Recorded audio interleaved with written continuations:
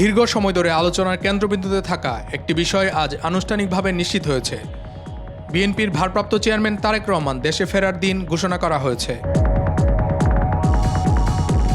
শুক্রবার রাতে রাজধানীর গুলশানে বিএনপি চেয়ারপারসনের রাজনৈতিক কার্যালয়ে আয়োজিত এক ব্রিফিংয়ে এ তথ্য নিশ্চিত করেন দলের মহাসচিব মির্জা ফখরুল ইসলাম আলমগীর। দলের পক্ষ থেকে জানানো হয়েছে, আগামী 25 ডিসেম্বর লন্ডন থেকে ঢাকার উদ্দেশ্যে রওনা দেবেন তারেক রহমান। পরদিন সকালে অর্থাৎ 26 ডিসেম্বর তিনি ঢাকায় পৌঁছাবেন। ব্রিফিংয়ে মহাসচিব জানান, দলের পক্ষ থেকে তারেক রহমানকে দেশে স্বাগত জানানো হবে। গত কয়েক মাস ধরে রাজনৈতিক অঙ্গনে তারেক রহমানের দেশে ফেরা নিয়ে আলোচনা চলছিল।